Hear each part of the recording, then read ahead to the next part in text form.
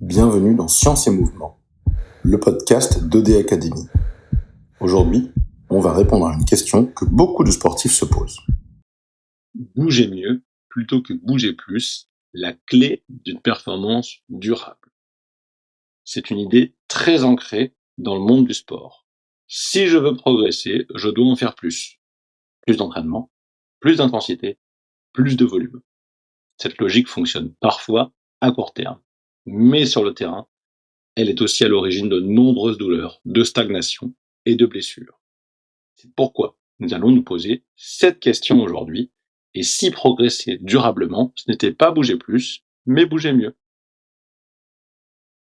En cabinet, comme en entraînement, je vois souvent le même scénario. Et je l'ai vu au fil des années, par exemple, sur des sportifs qui préparent un Ironman et qui se disent, comme ça va être une épreuve de longue distance, pareil sur un ultra-trail, il va falloir accumuler les heures d'entraînement. Or, ils négligent souvent la qualité par rapport à la quantité. Donc, un sportif progresse bien. Il se sent en forme, donc il ajoute plutôt une séance, un peu plus d'intensité, un peu moins de récupération. Au début, tout va bien. Puis apparaissent une fatigue plus persistante, des douleurs diffuses, une perte de qualité du mouvement. C'est-à-dire que le corps encaisse jusqu'à ce qu'il ne puisse plus. Et ce n'est pas le volume en soi qui pose problème, c'est la manière dont il est absorbé par le corps. Donc, ce que dit la science par rapport à ça? Deux éléments majeurs. Le premier, le corps ne progresse pas seulement grâce à la quantité. Les adaptations positives à l'entraînement, elles dépendent de la charge, mais aussi de la qualité de mouvement, de la coordination et de la variabilité.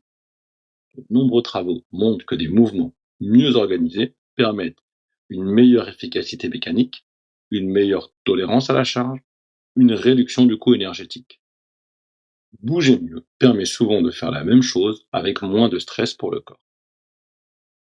Deuxièmement, le mouvement se dégrade avant la blessure. C'est-à-dire qu'avant qu'une douleur apparaisse, on observe souvent une perte de précision, une coordination moins fine, une rigidité croissante. Le corps continue à bouger, mais il bouge moins bien. C'est ici que la quantité devient dangereuse. Je vais essayer d'étayer mes propos avec différents exemples. Le premier, le plus classique, le coureur amateur. Il augmente son kilométrage pour préparer une course, un objectif qui s'est fixé. Mais sa foulée devient plus lourde. Son bassin se rigidifie, sa cadence chute. Ajouter du volume sans améliorer l'organisation du mouvement augmente le risque de blessure. Donc bouger mieux pour lui signifie travailler la coordination, améliorer la cadence et redistribuer les contraintes. Cela, on peut très bien l'observer avec un entraînement spécifique ou même avec une analyse de foulée pour voir justement où elle se situe. Deuxième exemple, une femme sportive autour de la périménopause. Elle s'entraîne autant qu'avant, mais elle ressent plus de fatigue, plus de raideur et une récupération plus lente. Augmenter encore le volume aggrave la situation.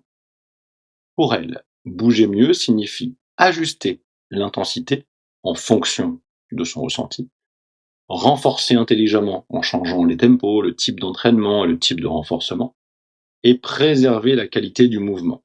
Encore une fois, essentiel pour limiter les mouvements parasites. Troisième exemple, cette fois-ci, sur plutôt un adolescent. On l'a déjà vu dans les épisodes précédents, la particularité, c'est que les adolescents et les adolescentes progressent vite et ils encaissent beaucoup.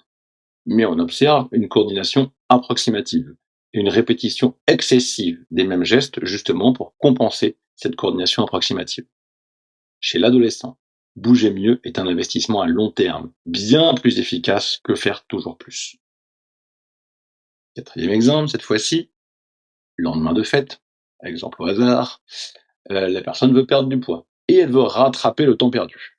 Elle augmente rapidement la fréquence et l'intensité. Résultat, elle a des douleurs, il y a du découragement et un arrêt de l'exercice. Pour ces personnes, bouger mieux signifie apprendre à se mouvoir efficacement, sécuriser le geste et progresser sans brutalité. Dernier exemple, et non des moindres, le sportif expérimenté. Il connaît bien son sport, mais il répète toujours les mêmes schémas. La performance stagne et les douleurs apparaissent. Bouger mieux pour lui, c'est réintroduire de la variabilité. travailler des zones négligées, que ce soit des zones de fréquence cardiaque, de cadence, de puissance, et redonner de la liberté au mouvement, faire de la mobilité, faire des étirements. Ainsi, si on essaye de voir cette fois-ci les erreurs majeures, on se rend compte que beaucoup de sportifs associent fatigue élevée égale séance efficace. Or, une séance très fatigante n'est pas toujours une séance productive. Une séance fluide et bien organisée peut être très efficace sans épuiser. L'efficacité se mesure à ce que le corps peut répéter, pas ce qu'il subit en une fois. Chez OD Academy, l'objectif n'est pas de réduire l'entraînement, mais de réduire le gaspillage. Gaspillage énergétique, gaspillage mécanique, gaspillage nerveux. Bouger mieux, c'est mieux répartir les contraintes, améliorer la coordination et rendre le mouvement plus économique. Un mouvement efficace permet souvent de faire plus sans en faire plus. Ce qu'il faut absolument retenir, c'est bouger plus sans bouger mieux augmente le risque de blessure. Deuxièmement, la qualité du mouvement conditionne la tolérance à la charge. Troisièmement, améliorer l'organisation du mouvement est un levier puissant et durable. Si tu veux progresser durablement, pose-toi cette question simple. Est-ce que je bouge plus ou est-ce que je bouge mieux? Dans le prochain épisode, nous irons encore plus loin avec une notion centrale cette fois-ci, pourquoi la récupération fait partie intégrante de l'entraînement. Bienvenue dans Science et Mouvement, le podcast d'OD Academy.